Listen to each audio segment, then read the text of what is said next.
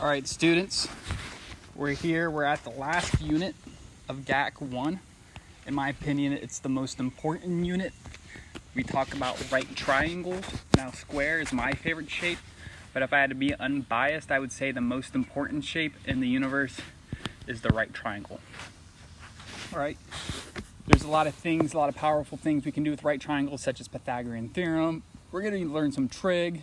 It just from anything from architect, engineering, astronomy, wavelengths, insane stuff you guys can do. It really has changed the world.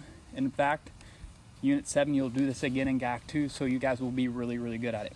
All right, before we start talking about right triangles and all that fun stuff, we're first going to start with the radicals. All right, we're going to be dealing with radicals a lot in this unit, so we just want to review our skills, the operations, how to handle them, how to deal with them, so on and so forth.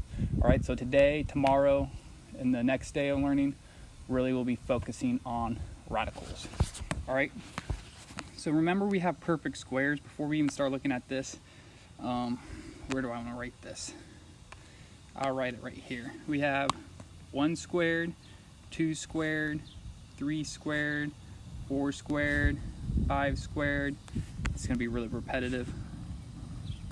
I would recommend writing this down if I was you.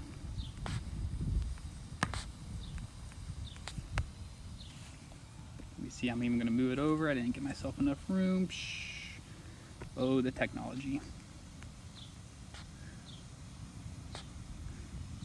All right, at one point in time, you had a teacher make you memorize these squares. All right, very useful stuff. All right, so these are just the counting number squared, and then we got perfect squares. All right, so these are perfect squares: 1, 4, 9, 16. I'm just computing these numbers. You guys should know these. These should be familiar. If not, don't worry.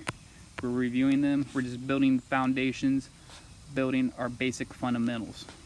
All right, 100, 121, 144, 169, 196. And this right here, what I wrote down is really going to be your bread and butter for the next few days of learning and the whole unit. All right, so do we remember these perfect squares? It's really what I just wrote above, and now we're going in reverse. So the square root of 4, 2, 8, 3, 6. Look how quickly I can do this. I'm a genius. You guys can follow along. Maybe you just want to skip this part of the video, do this on your own. Maybe you already knew this. Maybe you filled it out while I was writing other stuff down. But you just need to make sure you know this, all right? Because we have squares.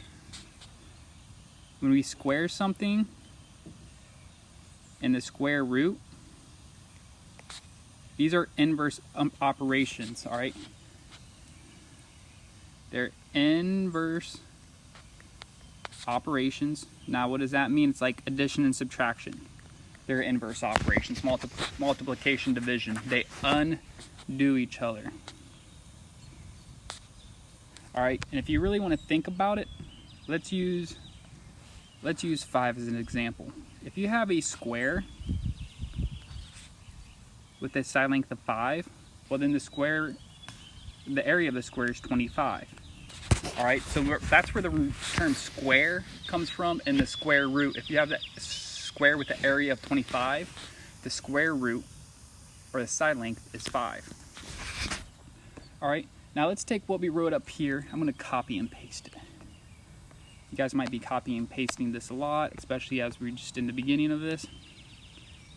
All right, now when we simplify radicals, all right, there's a lot of reasons why we want to simplify radicals. It helps keep our numbers exact. Why is exact important? When you're building buildings that are hundreds of feet in the air, sending rockets to Pluto, measuring the distance of stars, it's very important to be precise and accurate. All right, so we're going to take the square root of 72 and simplify it. Now, it's really fast. We can plug the square root of 72 into our calculator, and it's about 8.5. All right, so right off the bat, we can just use a calculator and get a number very close to 8.5. My calculator says 8.485281374.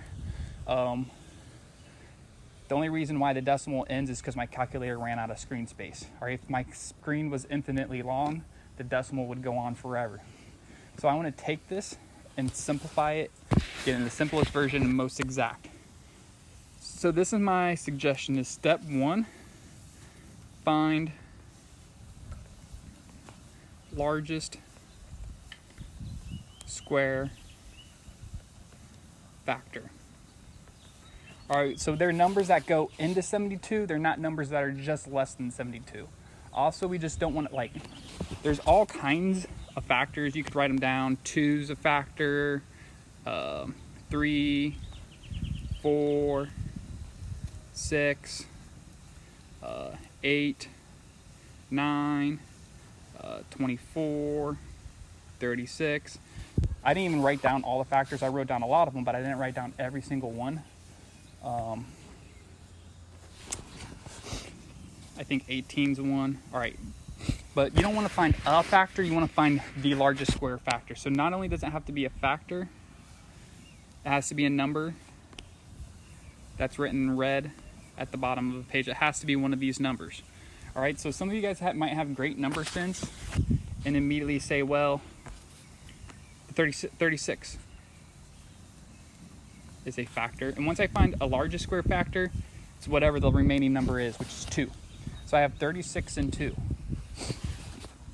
All right, so it's find the largest square factor. Also, what's important is right square factor first. Why is that important? It's just going to help me simplify it, keep my work organized, all that fun stuff.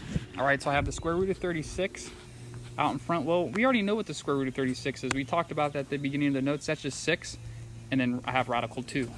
This is the most exact answer I can have. This is the most precise. Up here, 8.5, that's an approximate answer. All right, I rounded. Rounding's good, but at times you just need to practice being exact, precise, so on and so forth. We have to have the ability to do both. All right, so that's it for number 1. All right, so I guess step 3 would be just simplify. So there's a bunch of ways to simplify radicals. This is my favorite way. Why? It requires less steps. First step might be the most difficult, but if you can master this first step, it's going to be incredibly easy moving forward. All right, so we're just putting some work in front.